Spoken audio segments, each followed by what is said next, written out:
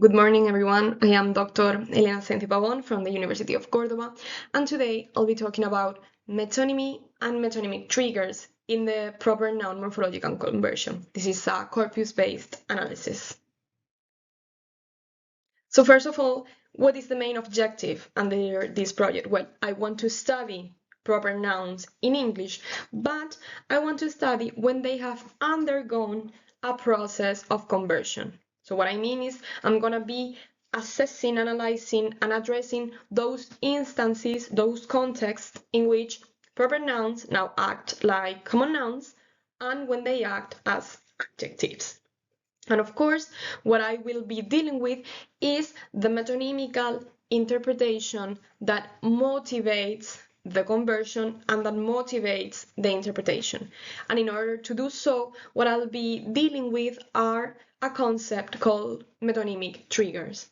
What I mean, I'll explain it later, but what I mean is those factors that motivate the metonymic interpretation. And of course, what I want to do with all that is to highlight the connection between semantics, syntax, and of course, morphology. So those are the steps that I followed. I've built a corpus.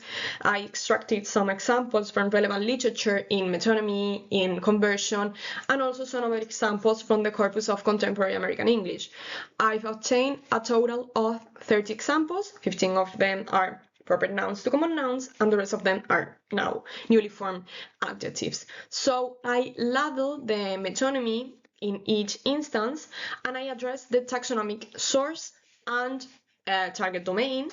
And finally, I deal with the co-textual and contextual triggers. I'll be explaining shortly what they are.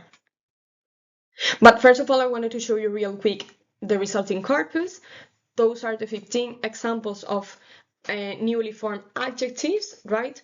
And this is the resulting corpus of newly formed common nouns, right? Of proper nouns acting in this context as common nouns. Okay, so first of all, what are proper nouns? Well, in every language we have, or virtually in every language, we have a distinction between proper and common nouns. Typically, they have some features like they lack articles, they are not typically pluralized, they don't have premodification, and they are capitalized. And why do they have these features? Well, because they have a unique denotation. If I say Madrid, there's only one Madrid, right? I think, to which I could be referring to. So there is no need of a definite article, pluralization, because we all know what we're talking about. In fact, if we start seeing proper nouns acting weird, and what I mean is having articles, being decapitalized, being pluralized, maybe something there is happening. And I'm sure that it's going to be an instance of conversion, and there's going to be a metonymy underlined there in order to help the speaker understand the conversion, right? So now, what is conversion? Okay, so conversion is this shift between categories. It's when a lexical item changes grammatical category, but without adding any prefix, any suffix, any affix at all, right? It's gonna be occupying a different position in the sentence. It's not the typical position. It's gonna be carrying some untypical arguments, so we know that it has changed grammatical category.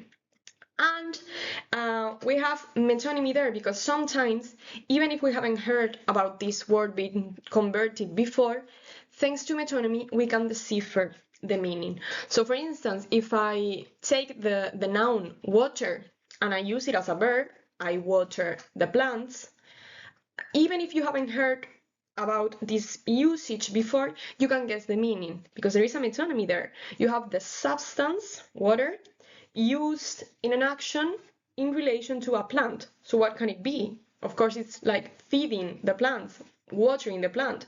And we have the metonymy is substance for action. We have this conversion between noun to verb, and we have this metonymy that help us see what items from the base word we are taking, what semantic items, and how it's used in the newly converted form, right? We have two types of conversion. We have this major conversion that some authors say that this is the only type of conversion in which there's an actual shift or movement between categories. So those would be our examples from proper names to adjectives. And we also have this secondary word class conversion. And I said that some authors think that this is not conversion because we don't have a shift. We are still within the same category, but some grammatical features change. So for instance, we will be changing from a non-count uncount noun to a count noun in English. So some properties have changed. We have this secondary word class conversion. And within this subtype of conversion, we have the proper noun to common noun conversion. These two concepts real quick. Paragons are a prototypical member of a class that stands out due to cultural preferences, stereotypes, typicality, etc. So for instance, if I tell you, among the class of English writers, famous English writers of all times, who would you think it's the paragon, the prototypical one?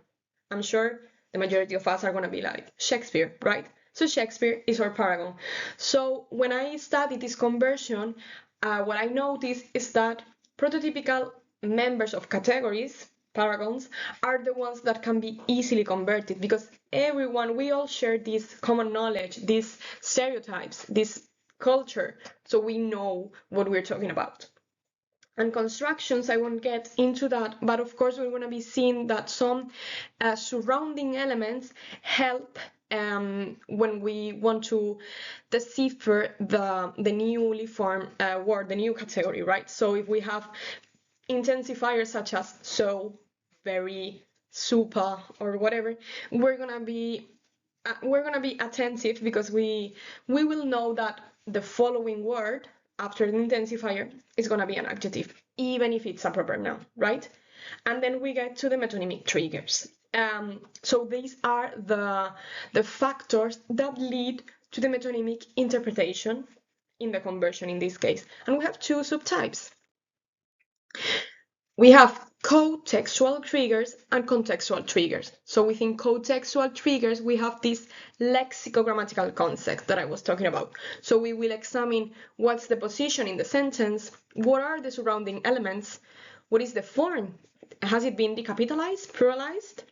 And then within contextual triggers, we will be examining cognitive cultural principles such as which is our human experience with the word, what's our perception with this item of the reality, what are all cultural preferences, and then we will see what are the communicative principles. So why has there been a conversion here? Was it because of the sake of clarity, of relevance? Yes. Then we will see what were the goals, the rhetoric goals of the speaker. Why would he or she complicate things, so to speak, and use a converted proper noun? Well, there are goals. And then we will see how all of this makes sense because they are inserted in the same frames. Okay, so we've reached to the analytical part of the presentation. I'm going to show you how I label those co-textual triggers. So we have this example. This is So Stairway to Heaven, a song by Led Zeppelin, right? So first I will be like, there is an intensifier here, so, and we have our proper noun in the attributive position. So this is a contextual trigger. This trigger is going to be telling me that some sort of metonymy and also some sort of conversion has taken place. Then we have the construction, X is so, proper noun. So this, whatever they are talking about, is so, proper noun. So this construction is followed. We have an instance of metonymical conversion. And then we also have that the name of the song is decapitalized, right? So it's something to take into account. With respect to the other type of conversion that I analyze, well, I can encounter premodifiers, partitive expressions, such as a bag of Chesterfields. So this is a brand for a tobacco brand. And we have a partitive expression. Well, it can happen. Then you can have also pluralization of brands or of proper nouns, such as Tesco's, the supermarkets, Halloween's, Paris's, this is our name, White Houses, right? Then also, as I was referring to before, the capitalization. Here we have a novel by Vladimir Nabokov, decapitalized. And then also the semantic context. Here you have that Buick, right? This is the conversion, is a criminal. He almost ran me over. So we have this cataphoric pronoun, right? Anaphoric pronoun of the third person. So this leads to the interpretation of Buick as a person, as a metonymy, rather than as a car brand, right? I'll show you now how I analyze the contextual triggers. So we have here, for instance, example 11, a stick of butter seems very USA. In this context, they were talking about cooking with butter. So we depart our converted item is USA, which was a geographical entity, but now is working as like the way of cooking in that country. So we have this metonymy, place, in the USA, for salient property associated with that place, which is cooking with butter. So why do we use the name of the country in order to confer all those meanings? Well, we prefer a non-human participant here because we are not talking about one particular person or cook from the USA. We are generalizing. Everyone in the USA does that, right? So what we're doing here is choosing a gestalt. We are choosing a whole, the whole country, and everyone living there and cooking with butter.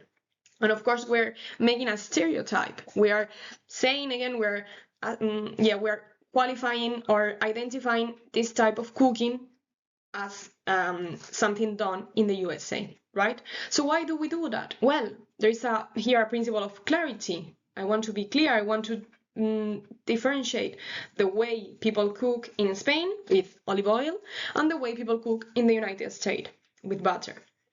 And also there is the principle of relevance here, because it's going to be more relevant for you if I identify the way of cooking of a certain place with the name of a place than if I start, I don't know, naming everyone living there, naming every famous cook in the USA. So what was the goal of the speaker? Well, to identify a typical way of cooking with butter, as something done, kind of generalizing, right? But as something done in the USA. And this works, this can be done, this is understood by both speaker and hearer because they share those frames, this knowledge of the word. They share the United States frame. They know that if they talk about the USA, they are referring to all the states, all the people living there. They know about the way of cooking, and they know about the United States food. Now we have these examples. I must agree that the Halloweens, I recall. Okay, so we part from this class, these festivities, and of course Halloween. But now what I'm going to be talking about is the constituent of a class. What I mean is I'm going to be talking about all this class of past Halloweens and one maybe that I recall, right? So this is going to be again a good gestalt. I am referring to all of them, all my past Halloweens. But maybe I want to highlight one, the Halloween I recall. So the ones I was alive and the ones I experienced. So what's the rhetoric goal here? Well, the speaker wants to refer to all of his or her past Halloweens conjointly, and then maybe pick one so that you know what category we're talking about and what element we're going to withdraw. And this works again, even if we have a pluralized proper noun, because we all share this calendric vision of the world. We all know what the festivities are, and we all know that Halloween is a festivity that takes place once a year. Okay, so what are the conclusions? Well, I've proven that both cotextual and contextual triggers work at the same time in order to favor this conversion and this metonymical interpretation, and those are the cognitive cultural principles that are used the most. So we prefer good gestalts, we prefer wholes instead of parts, we prefer concrete, relevant, specific, common, and central and stereotypical items, of course, because they're going to make our understanding easier, and we prefer human participants. But, as we have seen in the examples of the USA, when we prefer non-human entities, is because there is a relevance there. So, for instance, in our example, it was more relevant to talk about the way of cooking with respect to the name of the country than naming all the cooks there. So thank you very much for your attention, and I hope you enjoy. I'll be awaiting your questions. Thank you.